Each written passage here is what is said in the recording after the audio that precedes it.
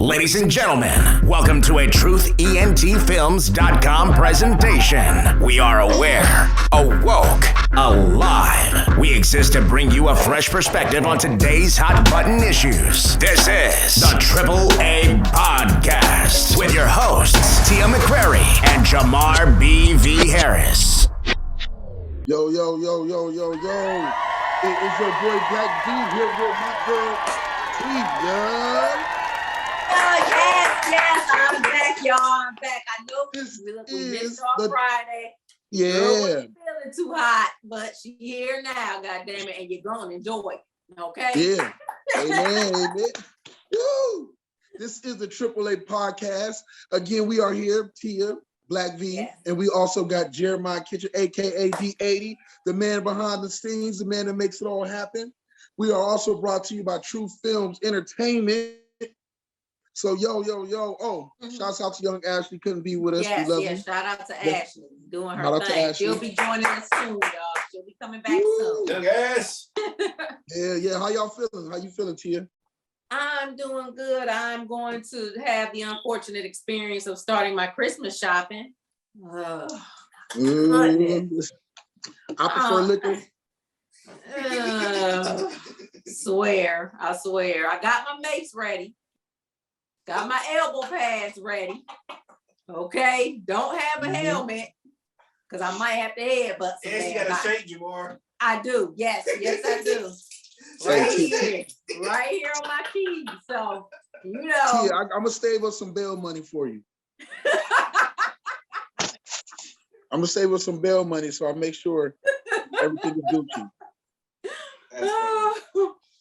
Oh my goodness, but yeah, I'm not too excited about that. But we literally are about to be into Halloween next Sunday, and that means Thanksgiving is literally right around the corner. So I'm trying to get all my Christmas shopping done by at least the second week of December. So people, you know what I mean? And people always I'll ask them literally in October, what do you want? And then I'll get it for them. And then they want to change their mind. I'm like, wait. Well, it's too late. That's why I got you a gift receipt. So you could take it back and either exchange it or get what you really want. Oh, I'm not. Anyway, what's up with you, sweetheart? We don't need to deal with that anymore. What's up with you? Life is good. I just went and hung out with some family up in my uncle up in Detroit. Went up there. Aaron. Oh, okay. Aaron. Yeah. Me and Michael went to go hang out with Aaron. So that was cool, you know. Okay. There's more to that story because I want to say I'm not an inside trader when I'm new to this whole stocks thing. But I made quite a few bit of people a lot of money this week. Oh, that's good. That's great news. That's something you got a knack for. No, I don't know. I got lucky. I paid you think it's pure luck? No, I think it was if I'm being real and honest, it was just blessed to have insightful, informative people around me who taught me the things to look for. And part of it is kind of understanding people. So basically, I'm gonna sum it up like this before we go into it more later on. Okay. Trump started doing his own social media network. And so when they announced it, they announced on Wednesday, they finally announced who the company was going to be to help put out this platform. Okay. So when I found that out, I read the article. I didn't even see whatever case. I just read the article. It was like, oh, so I looked up the company's stock. I mean, who the company was in the stock world. Okay. I was like, oh, so I got like my Uncle Aaron and a group of other people. Like I'm in this group with some of my cousins and whatnot, and I sent it to them. And everybody was kind of like, oh, whatever, and stuff like that. Kind of ignored it. And that was $10 on Wednesday, right? Okay. $10 a share on Wednesday. So I was like, I'm going to get me some tomorrow morning because the market was closed. So I wake up in the morning about 9 o'clock, 9:30. It's $18 a share. Okay. So from Wednesday, 10 p.m. to Thursday, 9:30 a.m., it was up $8. $18 a share. So I send it to everybody again, a screenshot, like, yo, this is gonna be crazy. Y'all need to get in now while y'all can. And I went ahead and bought me some. I even sent it to my bro. Like, bro, this is about to be crazy. Tia, when I tell you by not 1 o'clock, about 2 o'clock in the afternoon, it was up to like $60. Then on Thursday night, it closed, it peaked at 75. Okay. But it kind of went down to 65 Thursday night. Tell me why Friday morning it was up to 90. This motherfucker jumped all the way up to $175 a share. What? Woo! $10. Right, from $10. From $10. Wow. Man, I was feeling so good, and all my cousins and everybody in the group was like, man, you was on it. Man, you was on it.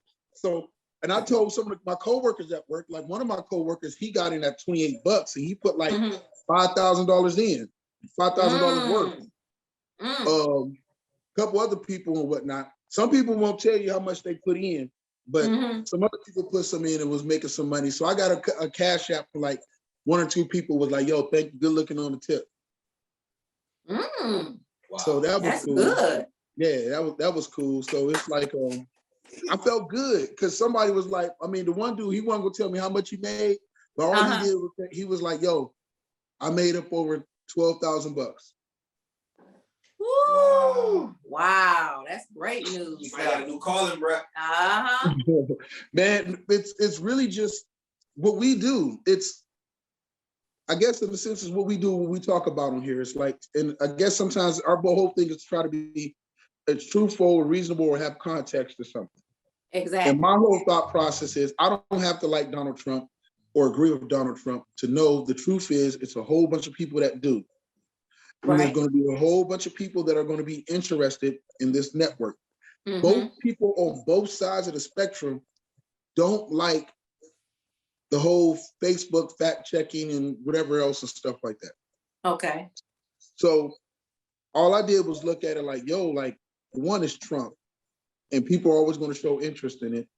This is going to be big. Even if it falls apart later on in the beginning, this is going to be huge. Yeah. And so I just jumped on it. I just thinking about people. Like, I guess I'm learning with stocks is you'll lose yourself trying to get so caught up in the numbers and everything compared to starting to understand that these numbers, these products, these things all still go off the people, and people go off their emotions, their feelings, and needs and convenience. True. So that's what made me be like, yo, like, do this. I went to work and my coworkers was like, yo, I'm like, yeah, I'm jumped on this. And I told y'all, they're like, we thought you ain't like Trump. I said, I ain't gotta like a motherfucker to make no money off of him. Exactly. Do you know how many people do that to people that look like us? Right. They don't like us, but they make money off of us real quick, like, fast, in a hurry. Yes. Right. Built off of us. Exactly. Right. We don't own nothing. Exactly. We don't own nothing. Right. So it's like, yo, so why not? And so, I mean, but it felt good. Because like I said, I have people that I look up to who always give me advice, and my brother and stuff. And like when we talk about the market, so anytime I can bring something using the knowledge that they gave me to the table, it makes me feel good for them to be like, yo, like this is some credible stuff, or good eye, or like, yo, you was on it. You was on it when wasn't nobody else talking about it. It made me feel good. Like, exactly. Yeah. You keeping that a secret? Yeah. I don't want to know. What It do you wasn't a say? whole lot though, because I didn't believe him, so I only put a little bit in.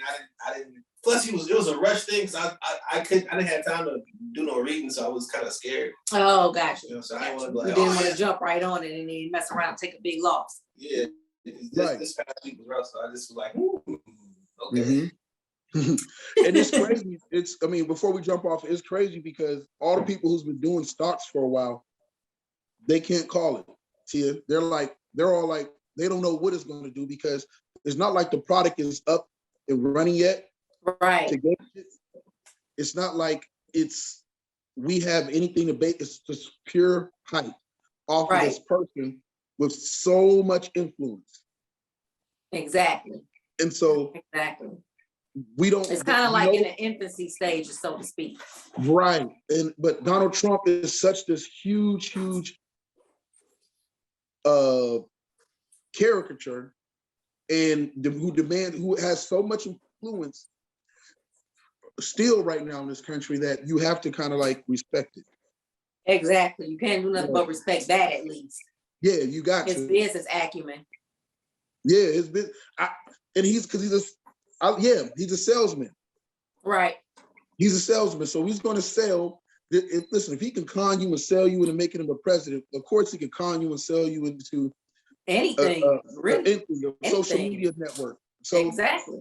I'm gonna ride this wave. They think it's going to climb more. It's just that the market doesn't know what to do with it right now, or the people in the market. So you got people buying, selling, and it was going. It's called, what is it? Volatile, Jay? Yeah. It's such a volatile stock that they kept halting the trade of it, which scared some people who just like left it alone. But they thinking this thing could go well over $300 a share next week. Wow. So, I'm sure you'll keep us posted on that. Man, listen, when me and Jay pull up in matching Rolls Royces.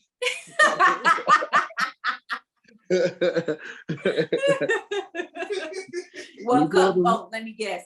Y'all gonna get Rolls Royces that match the color of those nice tennis shoes y'all be rocking all the time.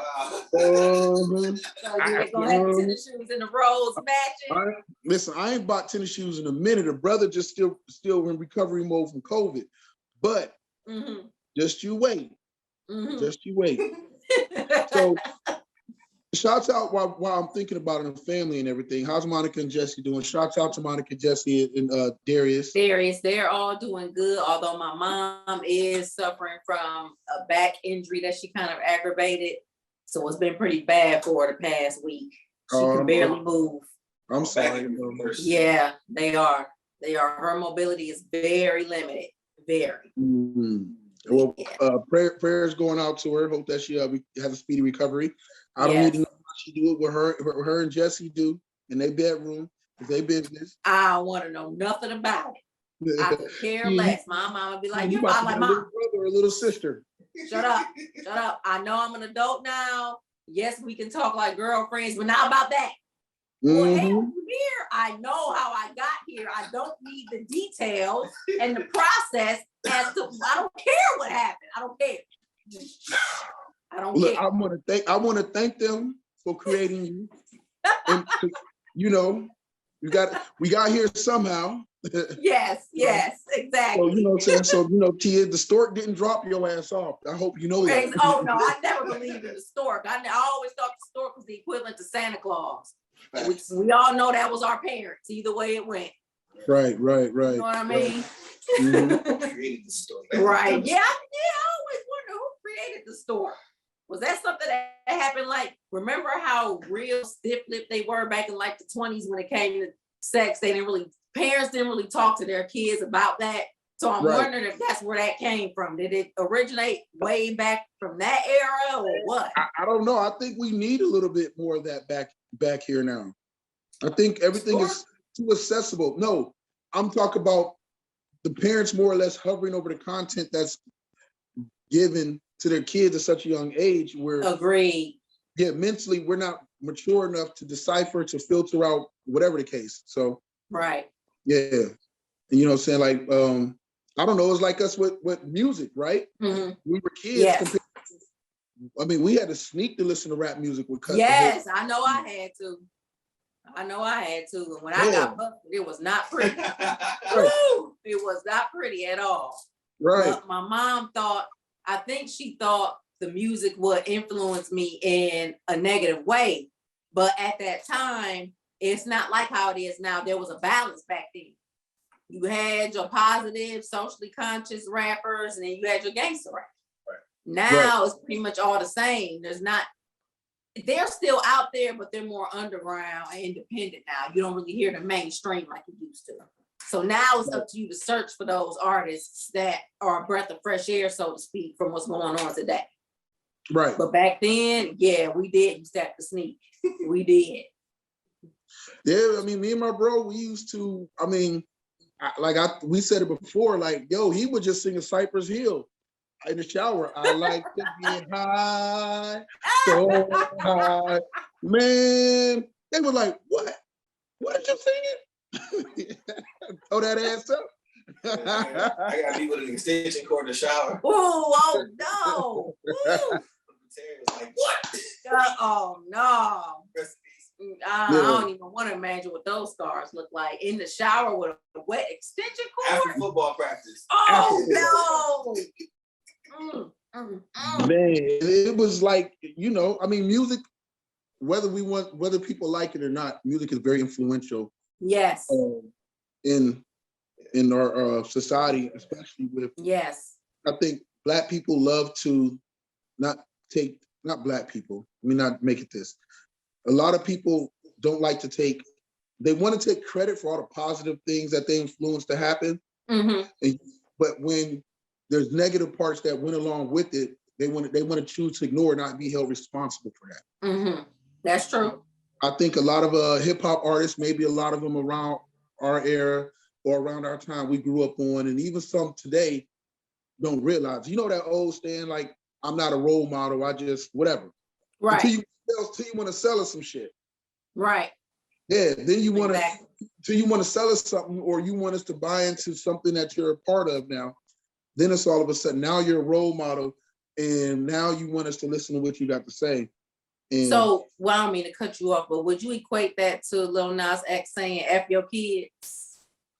Yeah, in a sense. Oh, yeah. Okay. Yeah, like, I mean, he makes some of his videos are so driven by the kid in him. And like the Hey Panini song, mm-hmm. Like it's the audience targeted is a younger audience. Right. So it's. And didn't he do a children's book too? Did he write a children's book or I don't no? know if he did a children's book. Did he do a children's book? I'm gonna have to look that up, but I don't know. Oh, okay. Maybe not. But I know he had a big influence on kids. Yes. He does. And so maybe he did do a children's book. Oh, okay. Little Nas X, C is for Country. Oh, that's the name of the book. C is for Country, Little Nas X. So how do you make? He sure said F your kids. He don't need them right now because that's not his audience. That's not his target no more. Right. The kids have left him alone or gotten bored with him and they move on. So right now he knows the controversy behind the things he does with his sexual orientation is what garnering him the attention he needs to stay relevant. So yeah, he gonna say fuck your kids because it's like, yo, anytime I do anything like pregnant, like make myself pregnant, had given birth to my album, or on stage and having, the different things he's had for award shows, it's gonna, we don't even know what the hell song he did. It's not about the song. Yeah, because the shock value overshadows that. Yes, he's doing it for the attention. It's just like, yo, but that's how he figured, that's how somebody taught him to stay relevant. It's almost like, it's like the Donald Trump thing. It's almost in the sense of a way, like, does he keep saying things that are outrageous just to keep us talking about it? Yeah.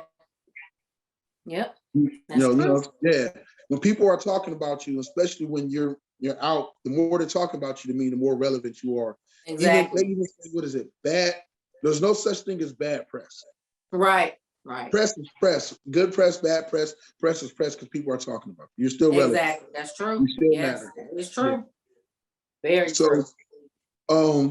Let's jump in. You ready to jump into sports?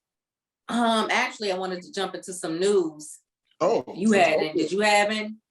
No, I got sports, but we can go into news and then Okay. I had nothing major with sports anyway. It's just a couple things. Well, I know you heard about the inflation and the staff shortages being global. Right. I was just telling Jeremiah because he was getting on me like, $20 a half a tank to fill up your car ain't bad. I said, but it used to be $13. That's a $7 increase. Yeah. What the? Right. It literally used to be 13. Right. Everything is high now. And I've noticed, I don't know if you've all have noticed, but do you see a lot of stuff is missing from the shelves again? Have you noticed that in certain stores? I haven't, but I seen it on TV though. Oh, okay. I haven't either, but I see it on my TV. share of stores. Yeah, a lot of stuff is missing. And they said a large number of the people that quit the workforce in the midst of the pandemic, the majority of them are women, I've heard. Does that mean they're not coming back? Right. Oh, wow. That they've quit and not, yeah. Uh-oh. Yes. Uh-oh. Yes. And they said it was like this in Germany, parts of Asia, South America. I heard everywhere, y'all. Everywhere. Right. Everywhere. It's not. So what do you I mean, I know what I researched. What I've started to learn. Again, one of the key things you said is globally. And a lot of people don't understand that. I guess especially an American ignorance that our people generally have, is that we think we don't care about the world, and we're ignorant enough to think that the world always revolves around us. So when we make everything for gain, we make everything political. So instead of saying that, what people will do with how the media covers it, they'll be like, oh, since President Biden has been in office, look at the shelves now. Look at this, look at this, look at this. And they'll make it political instead of saying like, yo, look what's going on in Europe. Look what's going on in, Ireland and over here. Right. So, I mean, from that standpoint, how does it make you, from that, everything that's going on, how do you take it? How do you look at it? Like, what is your understanding on it as far as what's going on with it? Think about it. The fact that the world was literally shut down for 2 months. People don't realize it was the world, not just the states, not just the United States, it was the world. So why wouldn't we be affected? Think about it. We get our products from other countries, that shuts things down. Travel, trade, all of those things. We're all connected. Yes, we're all connected in some way, shape, or form. So for us Americans to think that, oh, it's just us being affected, no, that's not true. That is not, it's literally everywhere. Everywhere. And honestly, y'all, I don't think it's going to get any better anytime soon. You know what I mean? If corporations are not willing, first of all, it's not exactly safe. There's this pretense that it is now, that everything's kind of back to normal, and it's not, just because they open things up already. And people still getting sick. Right, people are still getting sick. And that's the main reason I read that people quit. No safety at the job. Then they're doing the jobs of 10 or 15 other people that were once there. Then they don't want to pay either. It's a wrap. Yeah. It's a wrap. They say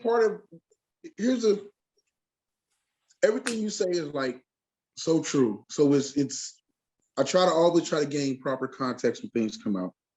And so we live in a society where capitalism kind of runs everything.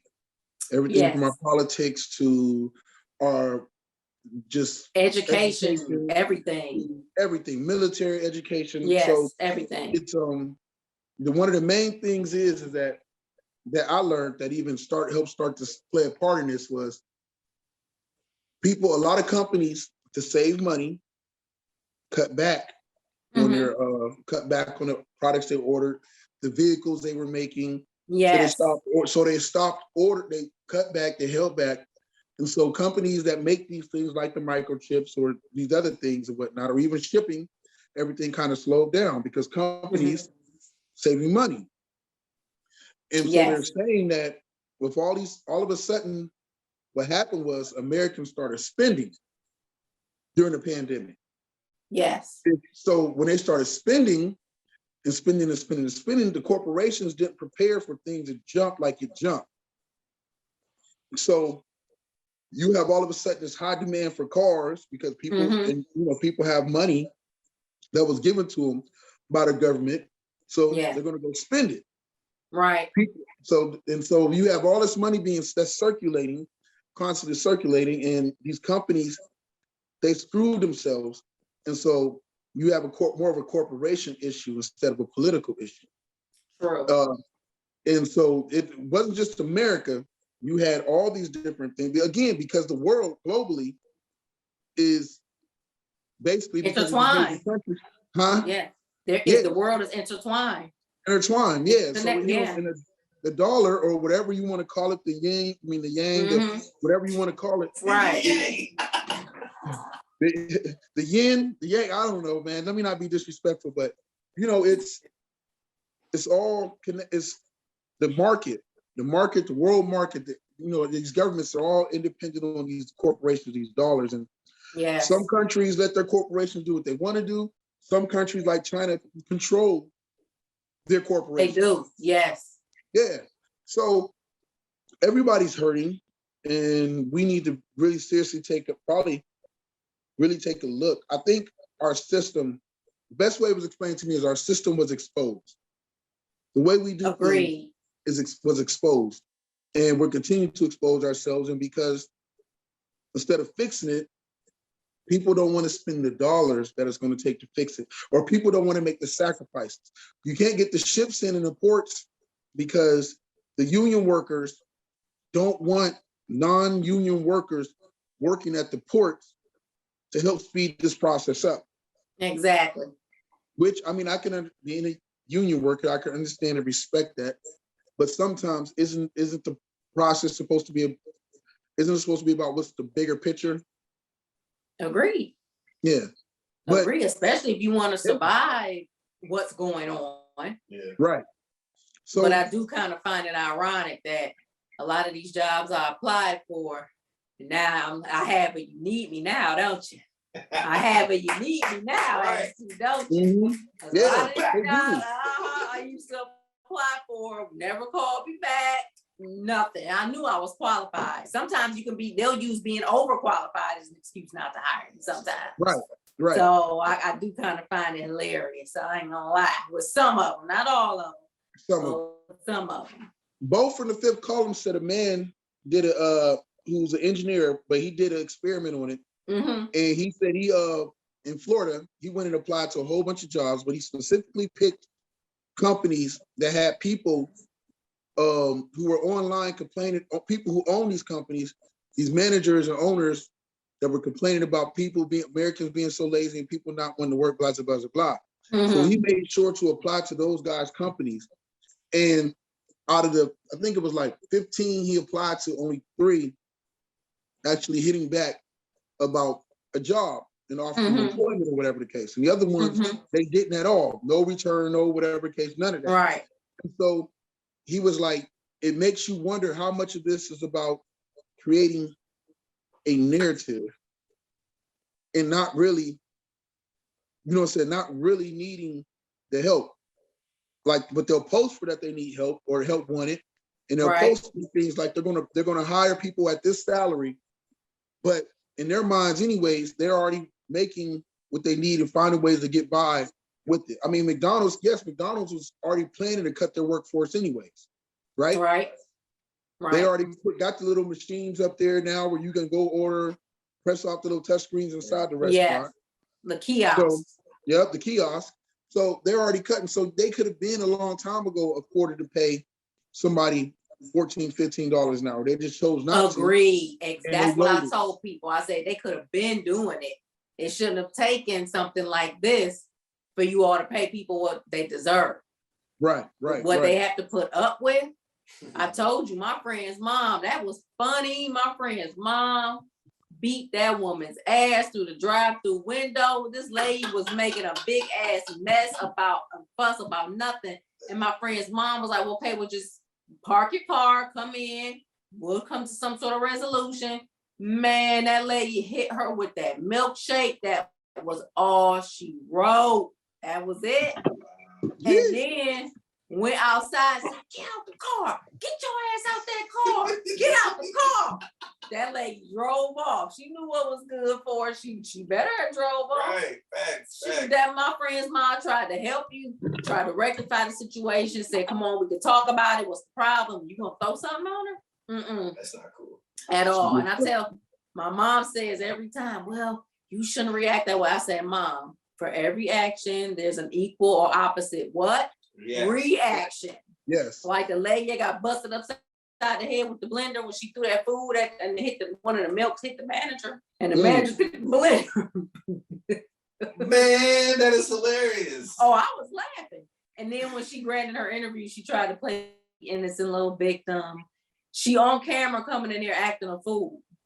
But now you want to cry. Right. Come on now. Stop it. Cut it out. But cut it out. Thank you.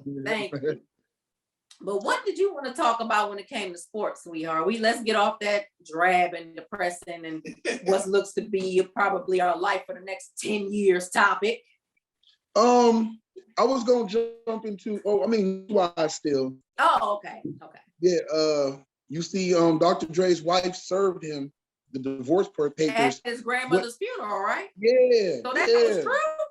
Yeah. I didn't know if it was true or not, because I see stuff like that and I'm like, I saw the headline. Yeah, exactly. I didn't think it was, that's at least you knew where he's gonna be at, right. Ooh, that's kind of low. Ouch. Somebody come up, I'm sorry for your loss, and give him a hug and set the papers in his hand. Got your dumb ass. Got you. So that is messed up.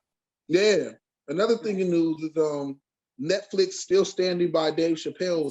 Yes. And they say a lot of transgender employees are going to do a one-day walkout or something that. They did it. They did it already? Oh, yeah. Okay. Man, it didn't get him anywhere. But he didn't say anything transphobic or homophobic. I haven't heard anything transphobic or homophobic that are they mad because he called them out for certain things, or is that where this is coming from? Because he didn't say anything homophobic or and I know another narrative they tried to push was he said something that can get transgender people hurt. What? He didn't. I don't think. My opinion. I can't tell someone transgender I can't tell anybody how to feel about whatever they hear because they can decipher to hear what they want to hear. But I didn't hear nothing. But that can be a problem too. Yeah. So you have to learn to decipher and filter. And when people, I hate to say this, but right now, people are tired of being tired. And so they're tired of with the LGBT community right now, with that they feel like they can cancel anything they want. And so when their feelings are hurt, they're like, yo, they're ready to spring into it, like, yo, we need to cancel this, we need to get rid of this, or this is wrong. And there are some things that are wrong, and then there's sometimes when people are just come out and speak and give something they don't believe in. And you have to kind of be at this point to where we've given in. Let me not say we. Society has made and acquiesced so much that now they feel like everything and any little thing they want to cancel and speak against, they can. And it should be canceled. That's not always the case. That's the thing. Or a lot of it to me stems from if you say something, if you tell the truth, or if you say something they don't like, and it doesn't have to be offensive. You can say it in the most eloquent, educated way possible. If they don't like it, if they don't like it, cancel. Yeah, they don't. If somebody and then it kind of turns into like a smear campaign in a sense too. If somebody asked me, and we're on this platform, if somebody was to come on and say that was trans, and be like, yo, what do you think about the whole trans movement? And I was to sit there and say, like, I don't know, I don't give a fuck. They want to cancel me. Right, exactly. You know what I'm saying? Exactly. Because I said, I don't know, I don't give a fuck. You don't because you're not of that community. Right. So why would you? It doesn't affect you. So in that instance, why would you? Right. I think it wasn't meant to say you don't give a fuck about what they go through. You don't give a fuck about their plight or nothing. It's meant to say you literally it doesn't affect me. They don't bother me. I don't bother them. So I don't give a fuck. Right. But they take that, right. No, you're right. They take that and but they feel like if you don't care about their fight, then, and don't get me wrong, because to a degree, everybody does that. Exactly. Every community does. Every community does that and goes through that period. But I think because they've made so much, especially they've made even more headway with their movement and their struggle, and they kind of feel more powerful even than the Black struggle, the Black movement. They have more power than the Black movement. So, like Chappelle said, like Black people are kind of jealous. Like, yo, we've been fighting this fight and for equality and wanting these things for so long. And not to say that the gay community hasn't, but it's that when they cancel some shit, 9 times out of 10, it's a wrap. It's a wrap. It gets when they boycott a product, it's a wrap. Yeah. They'll get you shut down. And I think to a degree, it's not their fault. That's more on the Black community as a whole coming together to be like, yo, we need to really boycott this. Like, we can't be like, we're going to boycott Gucci because of the Black mask thing. But you got Floyd Mayweather and the rest of these fools running around here talking about, man, ain't nothing wrong with Gucci, da-da-da-da-da, and all this other stuff. Right. And still wearing it and whatever. Like, we can't come together. And you know what else, too? We've also made a mistake taking on everybody else's struggles and inviting everybody in, too. And that can create and become a problem. Yes, because we don't always receive that love. Same in return. In return. Right. And so we have to learn to think. I don't know. Do we ever get to a point where us as Black people, where we stop taking every Black issue and making it ours too? That's true too. I say that, I mean, correct me if I'm wrong, either one of you two. When I say that, it means like every time something happens, it's like us as Black people tend to want to take, even if it's something negative, we want to take ownership to it. Every time something good happens, we want to take ownership to it. Where when a school shooting happens, you don't see white people like, oh man, it was one of us that did it. They're like, that was that fool. Right. And when a drive-by happens or a killing of somebody young in Chicago, we're like, oh man, another Black man did it. Don't get us wrong. There's a conditioning there for us to do it that way. Exactly. So I understand that part of it. I just wonder, like, would stopping that mentality or view on it be helpful or more hurtful to us for however we're trying to get where we're trying to go? Yeah, that's true too. That's a good point. Yeah, I don't know. And we have a tendency to jump the gun too based off emotion instead of letting things play out to see how it happens, right? So we can act correctly. If you don't have all the facts, so you can act correctly, that can really just put a damper on whatever result, whatever result you're trying to come to. It can. It really can. Context matters, and a lot of times our emotions are used against us to get us feeling away. Sha'Carri Richardson was a perfect example. We let our emotions instead of looking at gaining context from the whole thing, we let our emotions. And because we let our emotions, we took the girl who at first took accountability for her actions, then parlay the attention that the victimhood that social media and everybody else gave her for that situation. And she parlayed it into this thing now where these expectations became part of when she started not performing once she had a chance again, like she couldn't put up.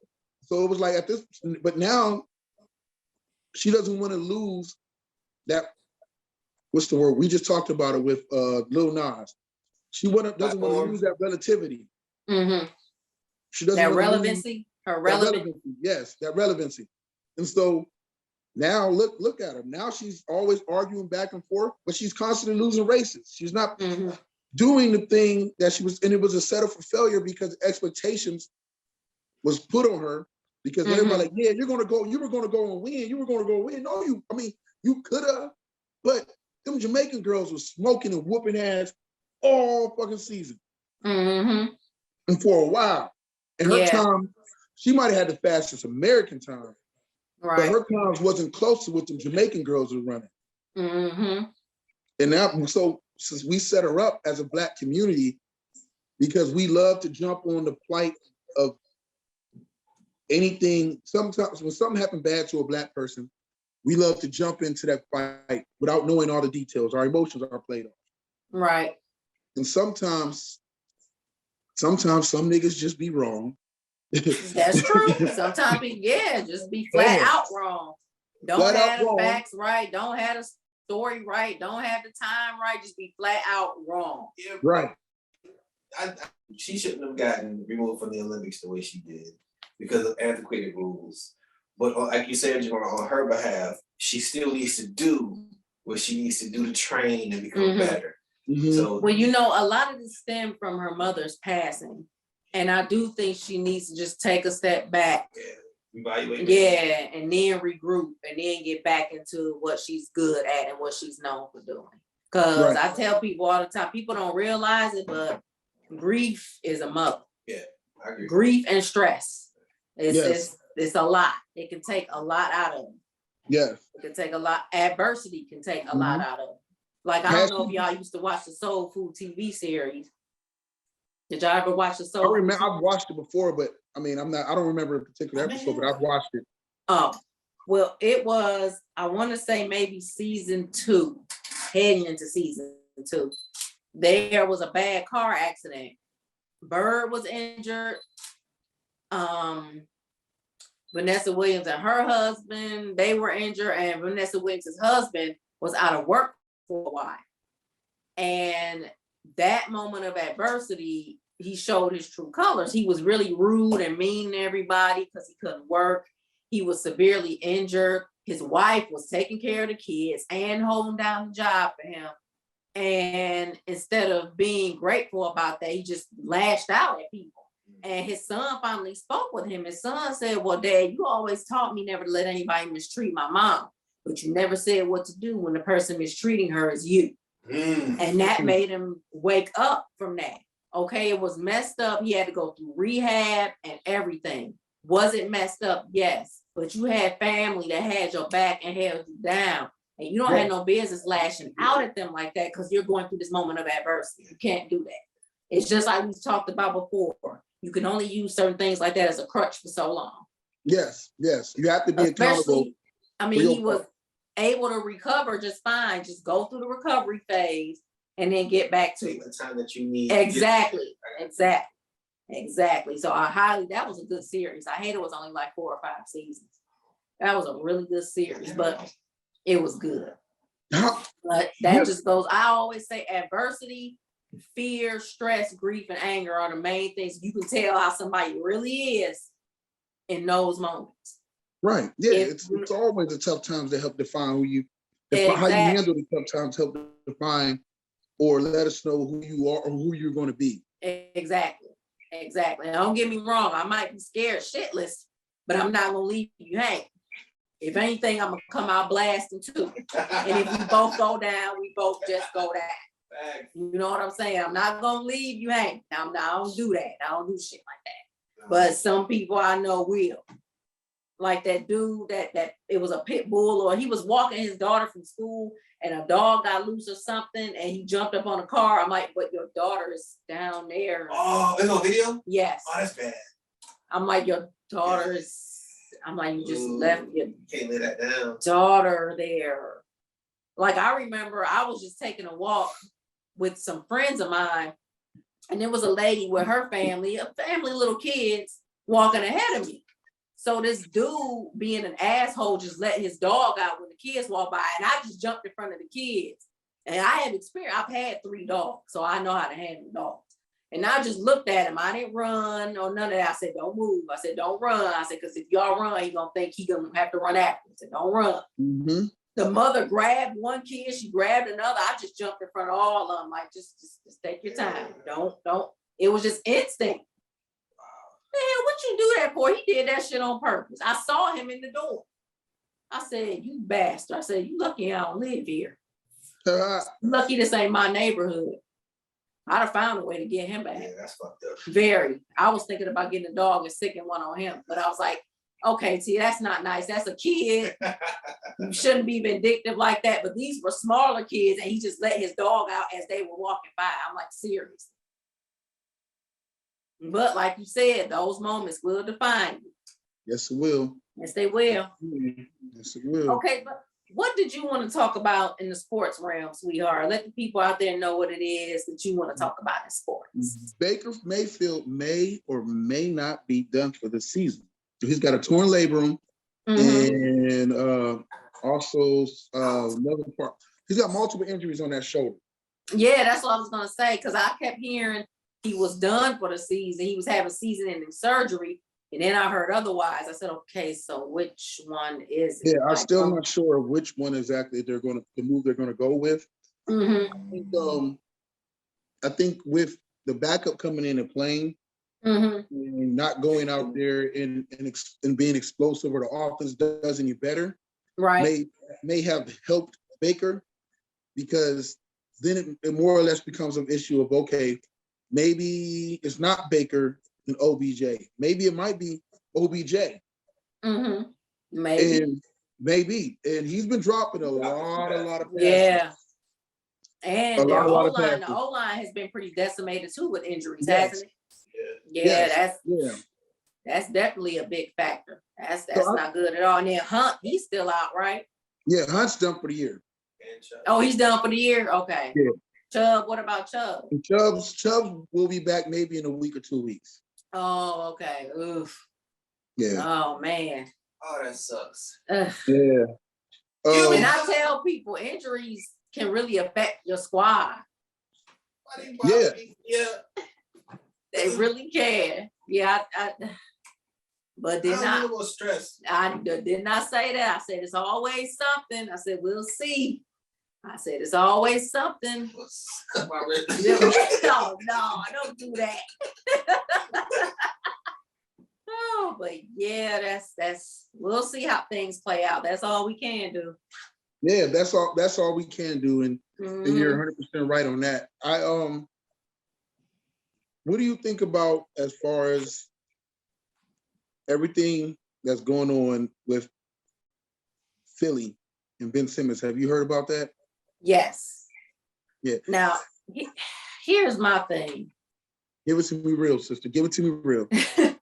Why did he want to leave in the first place? Did he feel like he didn't fit with the team? Was it a contractual issue? Did he just not get along with people? Was it a combination of everything? I never got what it was exactly. A combination of everything. I think him and Joel Embiid were never really close and best friends or nothing like that. Right. Now that part I did know. That part I remember. Yeah. I think also they have the coaching and the culture that was created there maybe not fitting to him. And then once they went to try to trade him for James Harden, it kind of made him feel like, yo, I get it, it's a business, but I feel like if much as you want me to honor a contract and you just gave me a brand new contract here and then you try to trade me, like I just feel like this is definitely not a good fit, which is fair. I mean, that's whatever case on both sides. What I think from watching it, what I didn't like was, he laid an egg offensively in the playoffs against Atlanta, but he still was a key contributor on the defensive end as to why you were even close in the series in the first place. True. So to see that and then come afterwards and Joel Embiid and your head coach and the media put it all on you, like you're the reason they lost the game. Yeah, that wasn't cool either. Right. That's why I kind of hate he came back. When he left, he just should have stayed gone. Like, stay gone. You know what I mean? Just He should have rolled it out, took the fines, and then did a thing where him and his agent, because I think Rich Paul dropped the ball too. He should have not got faked an injury, but the one thing that you can do that's an injury and they can't do nothing about it, and you can go to a doctor, and a doctor only can do so much, is he should have went the mental health angle from the get-go. Like, yo, I'm not happy here. everything that has happened and transpired or whatnot has put me into a mode of depression. Yes. Jamar? Yes. Yeah. Kendrick Perkins last week said that Ben Simmons is not listening to Rich Paul. He has got his own thing, and it's in the sense that Rich Paul has to get on board with what Ben Simmons is saying and doing.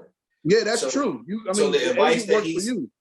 Right. So the advice that you're saying, like that Rich Paul would give him, he's not taking it. He wants to handle it. So I just wanted to throw that out there that this is his thing. This is not orchestrated by Rich Paul. Well, there you go. I mean, that helps Rich Paul out with not looking like the bad guy. I think with that being said, I think he did handle it wrong, like Tia was saying, with coming back or doing whatever, because he's not listening. Right. And he doesn't want to be there. Like right. But Philadelphia mind state was like, yeah, we know what we did or whatever the case, but you got a contract and you're gonna be here. Because they know they can't there's nothing they can get right now. So they're stuck. They're not gonna get nothing as good as him. So they're stuck and they tried to force him to come back because they needed Ben Simmons. In reality, Philadelphia needs Ben Simmons. Ben Simmons doesn't need Philadelphia. True. And so he needs Philadelphia's money. Mm-hmm. But so when Daryl Morey went, whoever came up with this and told him, because I don't know how true it is, how untrue it is, whoever went and came with him and said, if they're going to force you to be here, they're going to find you and kick you out of practice and try to strong arm you into playing for them. And you made it perfectly clear since the summertime that you didn't want to be there and they just chose to ignore it and say, you're going to be here because we got a contract and you're going to play with these guys. You're going to play with his teammates, especially the star player who has numerous occasions coming out and spoken against you. Yes. And so whoever came up with him with the way it was played on Friday was, I would have wished he would have played that from the beginning. I would have told him to play it that way from the beginning. Yeah. Yeah. Right. You go to the whole team, you take accountability for your part, and everybody takes accountability for their part. And so Philadelphia then thinks, yo, we about to get this dude back. And then you just be like, yo, I'm, whatever case, stuff like that, I'm sorry, whatever. I'm just mentally not ready to play basketball. Right. And it's more believable. Right. More believable. Which I do think he's not mentally, I agree with that. He's not mentally ready to play basketball in Philadelphia. Right. But he doesn't have to say in Philadelphia. He just has to say, I'm not mentally ready in a space or ready to play basketball. Right. At that point, there's nothing Philadelphia can do, to force him in the media or anywhere else to play. And they can't come out and publicly bash him. They can't whatever because they're stuck now. It's like, fuck. He played the mental health card on us. Man, ain't nothing we can do because we'll come out the bad guys. 100% the bad guys now from this point on. Right. That's true. So was that a good play by Simmons? Yeah. But I think Simmons finally started listening to somebody else. Maybe he finally started listening to Rich Paul. Oh, I got you. Okay. Maybe. Yeah, maybe. Yeah, because, and guess what? The mental health thing is real and it's like an injury. So all them fines now and everything else and the money you have held from him for not showing up, you got to fucking pay it now. Exactly. Yep. You got to pay it now. It's in your, Exactly. like Doc Rivers told him when he told Doc Rivers he wasn't going to show up and he didn't want to show up. It's in your fucking contract. Now it's in your fucking contract. You gotta pay me. Yep.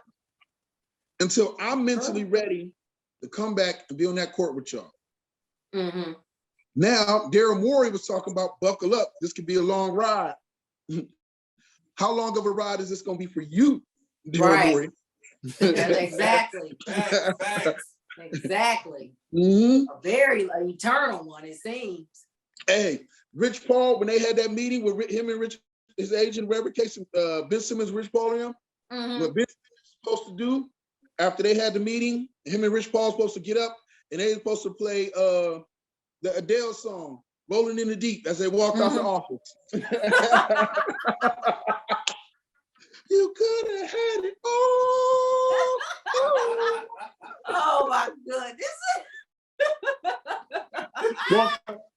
walked out the office right there, because you know, in Philly know that they playing an angle. But what can you do? Right. Exactly. Exactly. What can you do? Not a damn thing. You play that. When you play the cards like that, not a damn thing. Nothing. Not a damn thing. Wait till I get my money right. You can't tell me nothing. But I don't agree with everybody coming down. I stand by Kyrie. How he feels about that whole. I ride with him on that. I had no issue. I ride with him on that. As long as he's not crying about the money he's losing and he taking it like a man, I ride with Kyrie on that. Exactly. I don't agree with all these other people coming out talking about he's stupid and he's an idiot and all this. I'm like, how? I'm like, he's not the only one that's not vaccinated. He's not the only one that's if he is anti-vax, he's not the only one. I don't think he said that. He's not anti-vax? Okay. I could be wrong, but I don't. Yeah, he's come out and said I'm not anti-vax. Oh, he did? Yeah. He said he's not. He's not anti-vax. He's just not trying to do it. He just don't want to do it. He doesn't feel comfortable doing it. He doesn't want to, he just doesn't want to do it. And he's trying to play the angle of, he's trying to be a voice for all the other people. Oh, okay. Okay. Well, I could stand with him in that one. I get it. Why would you want to? I mean, because everybody's like, a lot of people were saying it's no different from any other vaccine. I said, true. I said, however, they came out with it awfully quick, just and to get the economy rolling back real fast. So that's why a lot of people don't trust it. These other vaccines took years to come out, years of testing, years of making sure everything is right, with the exception of a few rare instances, which happens with any medication. This one came out quick, which kind of validates what I've always said. I think they have cures for everything. It's just big business and being sick. It is. Huge money being sick. There's that part of it too. Companies, hospitals, big business. Yeah, there's that part of it too. There's also the part of, they come up with a lot of cures for a lot of things, but it's a lot of times it's the medication itself. We haven't found medications that are actually safe, because a lot of medications don't make it because they don't beat the trials, where the death or creating another sickness a lot more can make you more sick in essence than the actual disease or illness that you have. Exactly. So I mean, yes, there's always the main component of it, which is money. Yes. But I mean that's what, and I'm not against capitalism. I just understand that in capitalism, the dollar always outweighs the overshadows everything. That is the bottom line. Yes. All that. Yes. Yes, it does. All the time. All the time. And when you do come across someone that's not willing to go against their ethics, they mysteriously disappear or they just die. Yeah. That's how, I mean, that's how it always happens. Go communism. Oops. Those views don't reflect mine, y'all. Those do not reflect mine. I think, and Tia, the best way I can put it is, it doesn't matter what form of government it is. Right. Eventually, the main thing that comes down to it is doing the right thing or not doing the right thing. Exactly. If any form of government could be a working form until corruption and greed sets place, and we're just human beings, so we're going to get to that point no matter what part of whatever government. Whether we were communist, whether we were going through a monarchy, whether we were going through any form of government, we'll always end up at that place because we're humans and we're corrupt. The corruption within us eventually always sets in. Yeah. Yes, it does. So yeah, so I mean, damn if we do, damn if we don't. True. Capitalism is going to lead to greed. You're going to lead to the fact of these big corporations are going to do what they're doing now, where they have the power, the influence, and the people don't. It's not what the people want. It's what big business wants. Yes. Yeah. So and corruption always wins out. It does. So the people get tired of it. Right. And then we storm and we want changes and then we revert. And I think we'll keep going through this vicious cycle until we come up with something new. But the human race hasn't evolved enough yet for that next step, that new step, that new way. Right. Of So actually standing by a code of ethics and being honest and the American values. Right. Exactly. Yeah. So we'll this is buckle up. In the words of Daryl Morey, buckle up. This is gonna be a long time. An So eternity. he thought. He was talking an eternity. Shit. But did y'all, Jeremiah didn't see the fight last night. Yeah. It was a good one. Who was fighting? Shakur Stevenson and Jamel Herring. It was a damn good fight. Shakur Stevenson, whom I picked to win, got the TKO in the 10th round. He showcased his versatility, his speed, his agility, the angles, and everything. Even when Jamel tried to get him on, it was a couple times, I want to say in the 5th round. I think that might have been the only round Jamel got. Okay. But Shakur always struck me as not a power guy, but always an outside guy, very quick, very fast. But even when Jamel got on the inside, Shakur found a way to get him on the inside. So he's turning out to be very versatile, 2-time champion. He was a champion at featherweight. He's a champion in lightweight now. And I can't wait to see more from him. I can't wait. Yeah, he's going to be a beast. Yes, but my thing, what I didn't like was his last fight, when he showcased those skills, y'all called him boring. And I ain't like that. Y'all were the main ones saying Deontay Wilder didn't have skills. And in the same breath, y'all said y'all wanted a knockout artist. You can't do that. You know what I'm saying? They did. Remember how they used to do Floyd? Oh, he's chicken. Oh, he don't do nothing but run. I'm like, you don't get any more skill than Floyd. What are y'all talking about? But I know what it is. It's because it's on black fighters. That's what it is, isn't it? That's what y'all don't like, right? Because when it was Lomachenko, the speed, the agility, the angles, greater than Muhammad Ali, the Matrix. Get the fuck out of here, man. Get out of here with that bullshit. Stop it. He is not greater than are you? And then they were saying he was greater than Ali after like 13 fights. I was like, huh? And they erased one of his losses. Orlando Salido whooped that ass. He ain't want that rematch. Orlando Salido whooped that ass. And they got rid of it. I saw somebody take a screenshot. Somebody sent it to me.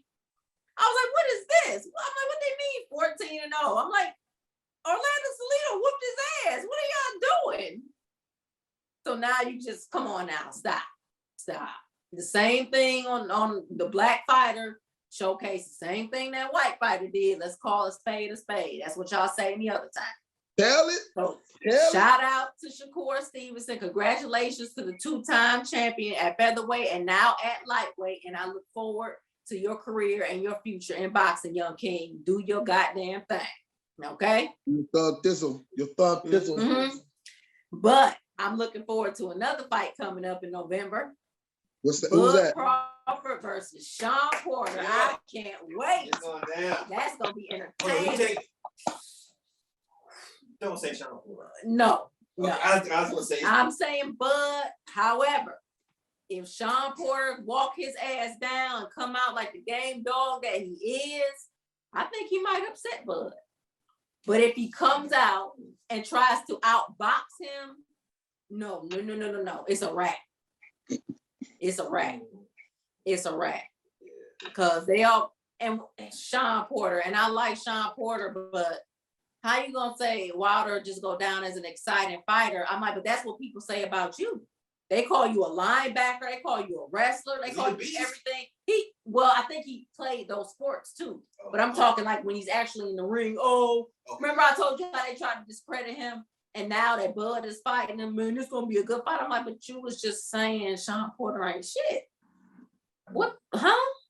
Yeah. What you talking about? But I got the screenshot. You want me to send it to you? Oops. I mean, are you kidding me? Oops. We've been saying we want this fight. I want the Spence Crawford fight. I don't think that's gonna happen because Spence trying to move up to 154. And he said when he moves up, he gonna fight Jermell Charlo. I can't wait. That's gonna be a fight. Uh-huh. That's gonna be a fight. Oh, that's exciting. I can't wait. And everybody was like, well, here's the thing. Crawford has already been through a couple of weight classes, so I think he's going to stick at welterweight for a while. Spence has just been at welterweight, I want to say, and now he's going to move up to middleweight. Okay. And as much as I want to see that fight, y'all, with him and Bud, I don't think it's going to happen. Because did y'all see how the WBA turned down the unification bout that was supposed to be between Earl Spence and Yordenis Ugas? No. The WBA denied it. I said, Yordenis Ugas got to fight his man. So what are you talking about? You can trump that. This is a unification bout. Y'all doing that shit on purpose. Because both them brothers Bud has the WBO, Ugas has the WBA, Spence has the IBF and the WBC. Come on now. Can we make that happen? Please. Man, they know what they doing. I don't think it is either. But y'all got to look forward to them fights. And Alvarez versus Plant, that should be a good one. I want to say that's in November. I think. Don't quote me on that one. And then Tank Davis versus Rolly Romero. I got Tank Davis in that one. I think Tank Davis might knock him out. I think he might knock him out. Dang. But Rolly can hit too. So he might kind of beat Tank up. He might. I mean, anything could happen. But I got Tank winning in devastating fashion. No, another fight's November 6th. It's November 6th. Okay, and then I got Tank. Yeah, I got Tank and Bud and Porter. What is that? The 11th or 20th? Is that November 20th? Got somebody checking for me, y'all. So bear with me and let you know. But Plant Alvarez is the 6th of November. Bud versus Porter. 20th. Oh, okay, I was right. That's the 20th. I want to say Tank versus Rolly Romero. I think that's December, maybe 5th, 6th, somewhere around there. So we got some exciting fights coming up. I don't like that the WBA denied that shit. That would have been a hell of a unification bout between Ugas and Spence. I'm like, why? Why? Because both of them brothers and they got the belts. It's unification. It's shady shit going on. I don't like it. I'm hoping they can find a way around that. I doubt it. I doubt it. But I cannot wait, y'all. Exciting couple months coming up in boxing. I cannot wait. You know I'm gonna be on it. I'm gonna be dead on it. Jeremiah, the producer, hit me up like, when is this fight coming up this Saturday? I'm like, oh, you talking about Stevenson versus Harry? You like, I didn't even hear about it. I said, I know they did a shit job promoting it. That's why Shakur did it himself. I'm all for it. But let's segue into the main topic, y'all. And the main topic is love is subjective. Would you agree with that? Yes. Okay. Do you think a lot of the subjectivity comes from generational gaps, maybe what people have witnessed, circumstances in the household, social media, or maybe all of the above?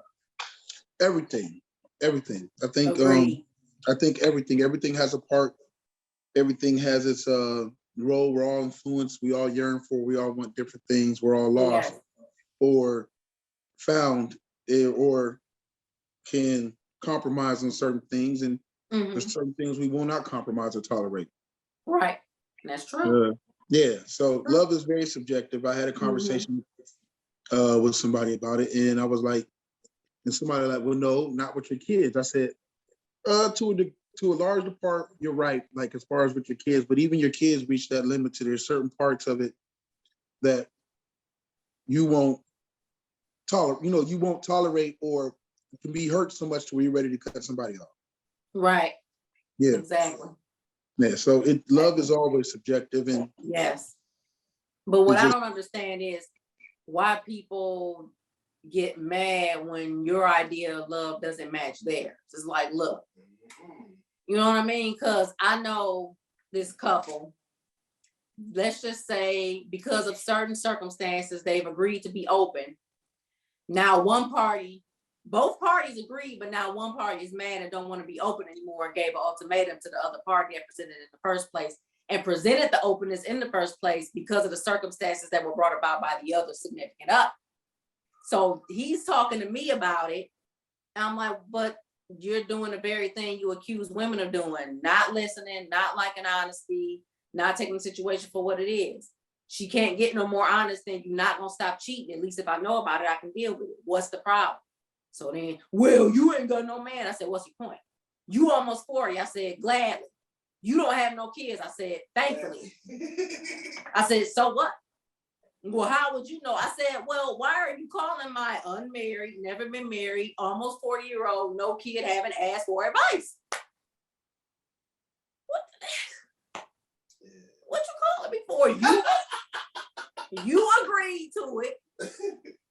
It was brought about because you can't stop cheating, but you keep telling her you're going to stop. She's come to the conclusion. You said women don't accept reality. She accepted it. She said, you're not going to stop cheating. If I know about it, I can deal with it. What is the problem?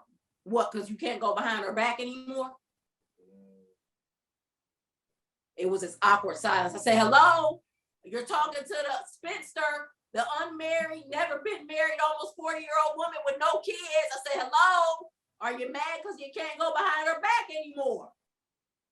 No. I said, then what is it? Then what is it? I said, you mad because I don't agree with what your perception of love is. Your perception of love is a woman putting up with your cheating behind her back, and that's it. That's not my perception. That's why I always say, well, oh, that's a marriage or whatever y'all call it. She always crack up when I say that. He don't find it funny. I don't give a damn. I'm like, whatever y'all call that monstrosity, you call a marriage, fine, whatever, to each his own. But you can't have it both ways. She's putting up with you having other partners. She's doing her thing, but she's honest with you about doing her thing.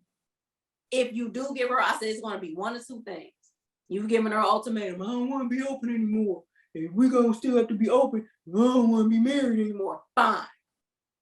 One or two things. Either she's not going to be open anymore and she's going to expect you to actually be faithful to her, which that'll happen. Or number two, she going to do what you did to her for years and she going to tell you she being faithful and still be doing her thing behind your back. And then you're going to get another karmic wake-up call and let's see if you like it. He hung up on me. I haven't heard from him since. That's been like 2 months. Damn. I don't care. Good. I don't have to hear about it anymore. If you what about your friends? You will stand their ground. Hey, look, I said people don't like me, but I'm brutally honest like you are. What did he tell me? Was he not brutally honest? You almost 40. You ain't got no kids. You ain't married and ain't never been married. I owned up to all those things. I don't want those things. I mean, I want to be damn near 40 because that means I'm alive, damn it. But I don't want to be married and I don't want children. You don't want to be married? Being alive is aging. It happens. 50% of how you age is up to you. Tia, you don't want to be married? Hell no. No. I don't want to look at, I'm an absence makes the heart grow fonder person. I could be in a committed relationship. No, I'm saying I could be in a committed relationship, but I ain't trying to look at you every day. And I know you ain't trying to look at me every day. You ain't trying to deal with me every day, and I'm not trying to deal with you every day. It's that day. Those are the facts. Some people can deal with married life. I ain't one of them people. Because it's basically another job. I mean, it really just is. It's not something you have to get into and then just let it fall by the wayside. You have to maintain it like a garden. I always say marriage is like a garden. Exactly. Take vows. Everybody always says for better or for worse, but when the worst comes around, people be gone. Who was that?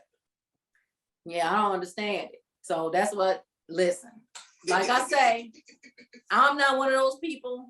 I would never dump you in your time of need. I don't do that. But I ain't trying to be married to your ass. I ain't trying to deal with no bitchy in-laws. They getting cussed out. I'm not about to be quiet. No, it'd be private. It's not happening. well, you have to That's deal with fair. that. Those are your in-laws. Again, that's where the love is subjective comes in. See, I subjectively love your relative, not you. So I reserve the right to let you have it if need be. Right. I'm not about to sit up here and no. I've seen it happen all the time. And preferably, and ladies, I don't know if you all have had this experience, but when I've dated men with sisters, they were always bitches to me. I'm not dealing with it. They were always bitches. Always. I'm not dealing with that mess. I'm not about to be fighting your sister. I'm not about to be arguing with her just because I'm with you. I'm not doing it. And I'm talking like I will be on the phone with the dude I'm talking to, and the sister will have catty shit to say in the background. And I would ignore it. I'm like, you know what, Tia, do you really want to deal with this? If you stay with this person, and if you meet the sister in person, it's just gonna be worse. And Tia, you got a slick ass mouth. So in person, this is gonna be a whole other story. Oh yeah, me and you ain't gonna work out. It's the truth though. It's the truth. You might as well nip it in the bud right there, as opposed to letting this shit escalate as you go down the line. Because once it escalates, it's a powder keg that's gonna explode. And that's So Tia, do you feel that were you ever at one point a woman of compromise compared to now? Do you feel like you're just, for a fact, you know yourself well enough to know your stuff in the way that you are? I know myself well. Like even when I was 18, I never wanted to be married. Even when I was 18, I never wanted children. Those things have resonated with me for damn near 20 years. Not going anywhere. Okay. Not changing. My friend. I think Todd's the same way. Yeah. And my friend was like, because my friend is pregnant. You gonna have one? I said, no, I'm not. I said, especially when I heard it feel like pushing a watermelon through a keyhole. No, thank you. Don't need those issues. No, can't do that. That's what another friend told me. She said it felt like pushing a watermelon through a keyhole. I said, yeah. You're right. I said, no, thanks. I'm not gonna do it. But again, y'all, yes, it is subjective. You can't be mad if people don't agree with the way you choose to do things. You just have to take it as you feel your way, I feel mine, and be done. There are some people, like I've said, we were talking about this off air. I don't care if my man mess with other men, just don't mess with other women. I've heard that. I don't care if my man mess with other women as long as it doesn't follow you home. I've heard that. What's your stance? Y'all know my stance. It's supposed to be, if you tell me that it's just you and me, that's what I expect. And if I find out otherwise, I'm just gonna go. Bitch, let me find out. Actually, no. See, because Girl, you supposed to ride with me through my downtime. You supposed to be there with me. I'm going through a downtime of depression. I'm a Ben Simmons your ass in this relationship. That I can deal with. But if you talking like some people turn to drugs and shit, I can't deal with no addict. I can't do that. Some people turn to other women or other men. I'm not dealing with that. I'm not. Now, you'll never know that I know. You'll just look up and I'll be gone. Now, my stuff will be gone. Now, your stuff can stay. I don't want nothing from you. It'll just be my stuff and then I'm out. And don't be putting no APB out for me. You know why I ain't with your ass no more. Don't be sending the cops. Why you couldn't just talk to me woman to man and just tell me that you caught me fucking up? Why couldn't you be a man and say I cheated on you? I'm being a man and not telling you I'm cheating on you. Exactly my point. So why do I have to be the bigger person and say, look, I know you fucking around, and you know you fucking around, you ain't gonna do nothing but deny it. Or look, I might own it. I might own it. You don't have to worry about being obligated to me. You fucking around, just leave me alone. How much simpler can it get? I think you're I didn't right. take none of your stuff. I ain't take nothing from you. I took my stuff. Done. What's the problem? I don't want to. What's the issue? I mean, I don't need to hear do. Who is it? Please. Are you Miss McCray? Yes. Can you open the door? What for? Somebody declared you missing. Oh, may I ask who? So and so and such and such. Oh yeah, he has another woman. I don't know why he didn't tell you guys that. He's acting like he doesn't know that, but that's why I'm not with him anymore, officer. Could you please kindly tell him to leave me alone? Thank you. That's exactly how that conversation would go. Tia, I'm telling you, to a T. You gotta fight for your Precisely. relationship, Tia. Huh? You gotta fight for your relationship and take that good man back. Preach, Jamar, preach. Pimps fuck up too. Oh, He didn't mess You around on mean that woman you because he got right. feelings. You mean like whoop his ass like an MMA fighter for sleeping around on me and putting me at risk? That kind of fight. He might have needed that. He Like, might need that. Huh? He might need that. No, you had it good. You thought it was better somewhere else. So stay your ass over there to where you think the grass is greener. Whoa. Men don't cheat thinking it's better somewhere else all the time. But they think it's better physically. No, that's not even the case. It don't have to be better. So why do it? Because it's just something different. I mean, you gonna leave the Catwoman, you gonna leave the Vixen, okay? You gonna leave that for somebody else? Listen, Catwoman could be perfect for Batman, but that don't mean he still might not want to go slide him Poison Ivy or Ivy, whatever her name is, and knock that off too. He still loved Catwoman. He still loved Catwoman, but he might want to go a plan. Hey, listen, I'll always love you too. Call me Whitney Houston, goddammit. But I'll always love you too. But that does not mean I'm not putting up with what I know that man wouldn't put up with. And if I were to do that, but what if the man put up with it? He wouldn't want to hear none of that. What would a man do if a man says he could? I don't want to say nobody's ever going to come out and say they could put up with it. But no, it's a few that'll be like, if she bringing in that money, I'll stick around. Yeah, I know. I agree. You know what I'm saying? There's a few that'll be upfront about it. But I am not. No. No, you can't be dumping the sexy, seductive Catwoman who works out 6 days a week to make sure she looks good in the damn outfit. We not doing that. Shoot, you can't be dumping the luscious, sexified Vixen who works out twice a day, 6 days a week to make sure she look good in that gold outfit Vixen used to rock. We not doing that.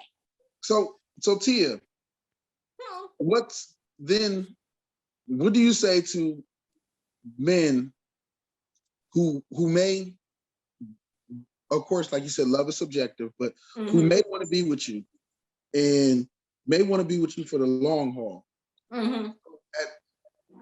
How do they get around the fact that they may like all the qualities you possess and even love you in that Catwoman outfit and down for the swing shit and all the other stuff you like to do? But how do they go about dealing or navigating the fact that you don't want marriage? Forget the kids part, the not wanting marriage part. That's the part you speak about up front. Yeah. Remember I told y'all about that guy that tried to talk to me, and when I told him I didn't want to get married or have kids, I didn't hear from him anymore. Right. That's because those are things he wanted, but we got that out the way right up front. Those are things you get out the way up front. Like, are you willing to stay with that person? Do you want to cohabitate, or would you rather visit each other? Those are things you get out the way up front. So, but how does that? So do you pass up for you? Do you pass up on a good man who loves you and appreciates you for the crazy side, the amazing, smart side of you, all the qualities you possess, and even willing to, again, the most important part, be there for you for your downtimes or understand you with your bad side. And the only argument he may have, not argument, but the only thing he may be is like, the stickler is the marriage part. But you as a woman, and I know you're perfectly okay if you don't ever have anybody, but do you miss do you get stuck in your own, whatever case, to miss out on that opportunity of having that partner that gets you, that understands you like nobody else, and all they want to do is let you know that they're so willing to want to be with you, they're willing to make that commitment to you? Yes, I have missed out on, I'm sure. I'm sure I have, because I'm stubborn as hell. I'm set in my ways. It is very difficult to get me to budge. I look like I'm easily movable, but I am not. He's a firecracker. I am not. Yeah, I know you for like 15 years. Yes. We know each other forever. Yeah. All the time. See, it's not no joke, man. And she's gonna shoot you. I do have a way of getting in my own way, but I have learned to compromise, just not on certain things. I let it be known up front. Kids, I'm not compromising on that. Now, I would never mistreat yours, and it depends on how many you got. If you got more than 2, we not doing it. I'm sorry. It was one guy, I was willing to talk to him, so he said he had 5. I said, no. He got a basketball team. Exactly. Probably got a 6-man somewhere. Oh, you silly. But anyway. You are silly. But yeah, I've learned those are things I'm just not willing. I can deal with your children, that's fine. I would never mistreat them, that's fine. But I don't want any of my own. Well, why not? I don't want to live and deal with that kind of worry. I can't.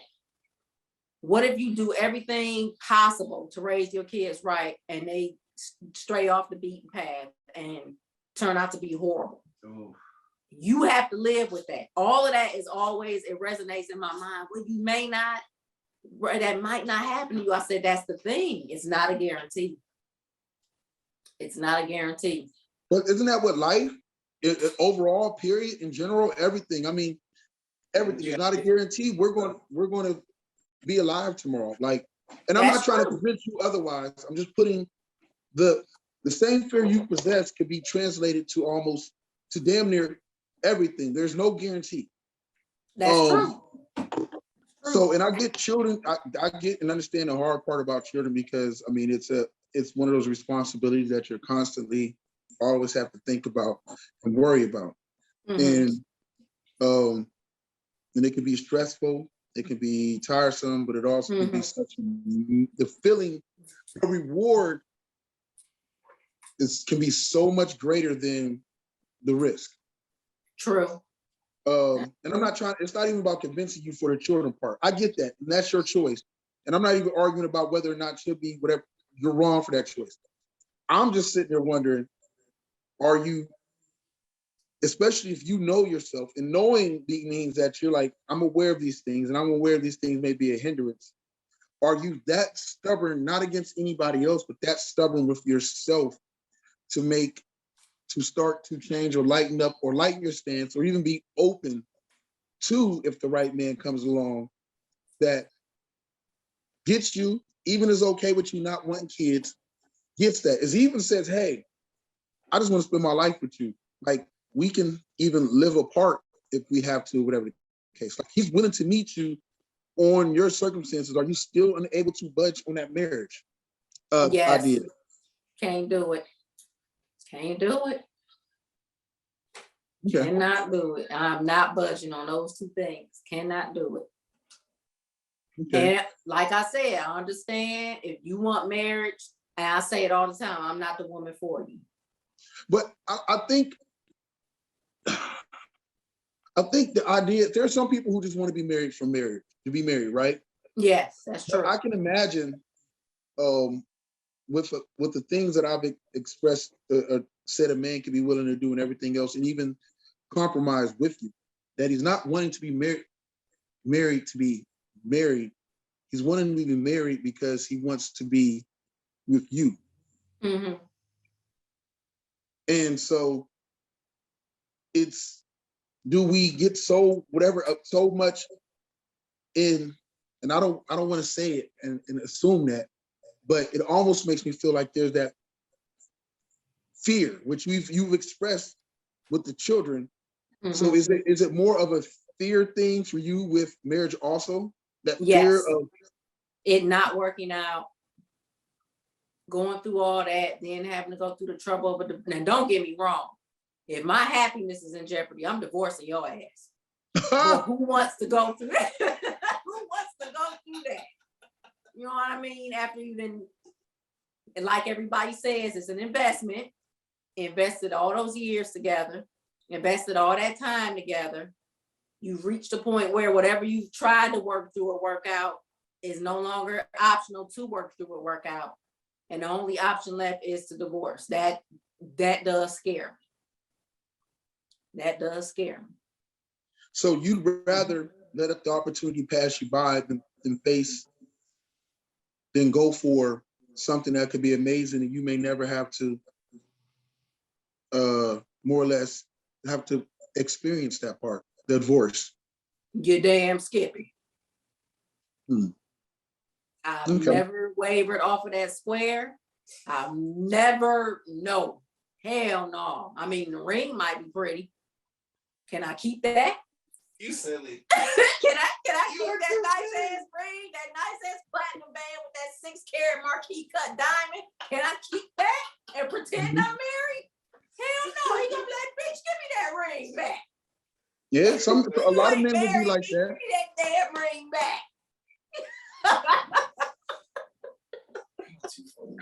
He's crazy. But no, seriously, y'all, those things have just, if you don't have a desire to do it, you can't force yourself to do it. And I've never had a desire to get married, ever. Right. Out of fear. Out of fear. Out of fear. Yes. Okay.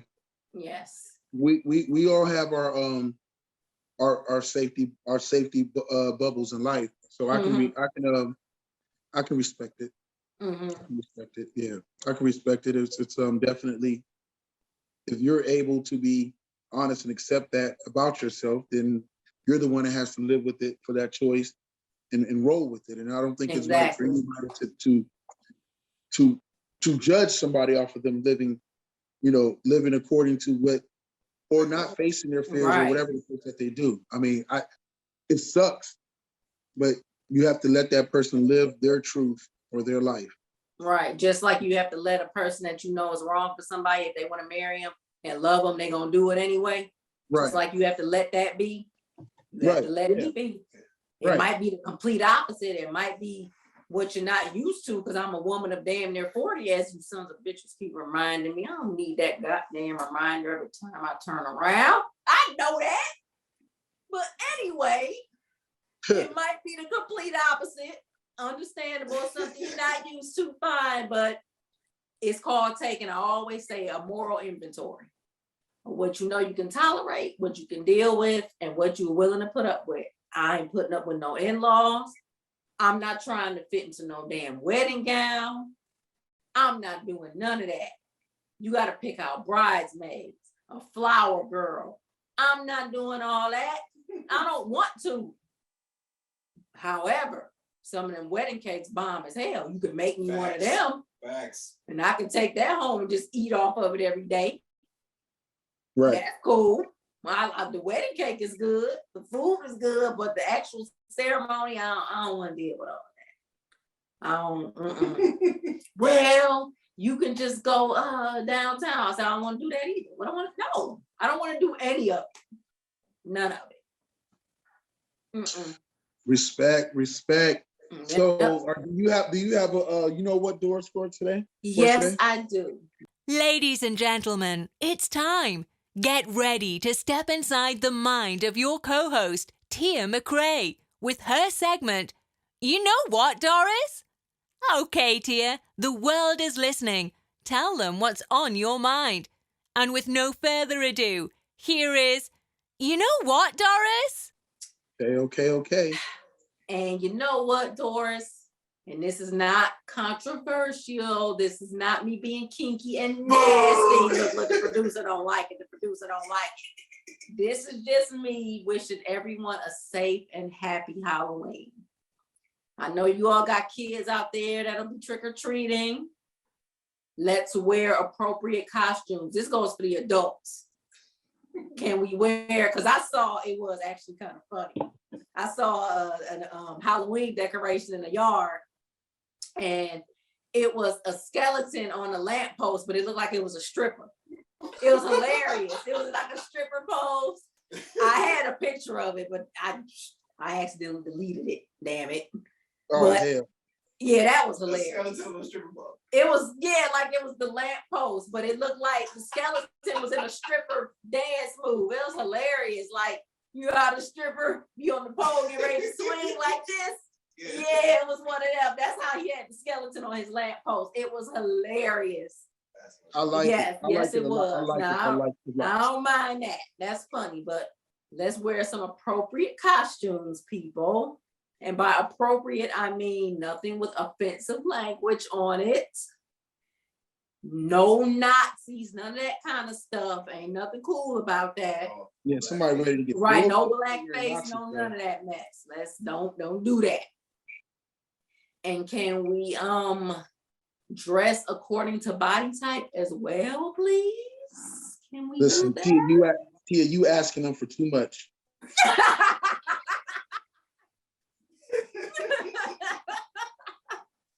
Listen, you asking them for too much. Seen some Batmans that I'm like, how are you gonna save somebody? I'm like, where the belt go? Didn't Batman have a yellow belt? It disappeared on you. She said, anyway, okay, whatever. Happy and safe Halloween, everybody. Jamar, is there anything you want the people to not hashtag? Yeah. Okay, AAA listeners, it's time for Black V to present Don't Hashtag This. I repeat, don't hashtag this. And now your co-host, Black V. Don't hashtag this for episode number 61. I'm sorry, no, 62. 62, right. 62. Oh, what's up? Okay. Don't hashtag that for episode number 62 is going to be don't hashtag money is everything. Again, don't hashtag money is everything. Mm-hmm. Money is not everything. Money may rule society today. Yes. Money may rule it tomorrow. Money is, but this world, there was a point in time in this world where it existed without money. Yes. Believe it or not. There was a point in time where your actual skill was your currency. Yes, that's true. Your actual skill, your actual talent, your actual thing was your currency. Yes. And it still exists today if you actually just take a look and realize that you get paid off your skill. Yes. Money is just nothing but someone giving you, compensating you. It's just a form of compensating you for your skill, your work, your effort. Yes. So money isn't everything, but money allows you to grab, to reach, or to purchase objects and other things that you may value. But it's not everything. Money isn't love. Money doesn't guarantee happiness. If you were a troubled person when you were broke, chances are you're going to be a troubled person when you're rich. And they'll multiply. The troubles will magnify and multiply once you get rich. Yes. You have to find the happiness and the true value, which is within yourself, which is within the love that you put out, which is really within the skills that you possess, whether you're a people person or you're not a people person. Right. Utilizing the skill, your gifts that you were given, even from a physical level to an emotional level to a spiritual level. We're all given amazing gifts. And it's about understanding, learning learning yourself, learning what your skills are, and utilizing those. And you'd be surprised the gifts, the accolades, and the praise and the respect you will receive when you achieve the greatest high of all, which is understanding yourself, and then understanding and utilizing your talents that you were giving for the right way, for the right thing. I promise you, you will feel, because the money will come. Yes. The rewards, the accolades, the riches, those things will come and come to a point that will come and help you achieve even further things. a better way, in a more peaceful manner, when you are at peace, first and foremost, with yourself as who you are, and you define yourself by who you are and the gifts you perceive, rather than letting the money define who you are and what you can and cannot do as a person. Exactly. Agreed. So hashtag, don't hashtag, hashtag money is everything. Don't hashtag that, please, people. Don't Please hashtag don't. money is not everything. It's not. It's not. And It's you know not. what? People quickly find out the hard way that it's not. Yeah. So they do. Don't let the lack of money. Don't let the lack of money stop you from being the person you have the potential to be. And money, not having money makes it harder to do it, but it still can be done. Exactly. You just have to persevere, push through, and stick with it. Yes. Don't give up on yourself. Don't give up. So I am your co-host, Black V. Mm-hmm. That is my beautiful co-host, T. Woo! My girl. That is a producer, Jeremiah Kitchen, aka D80. Yeah! This is a True Films Entertainment brought to you also by AAA Productions.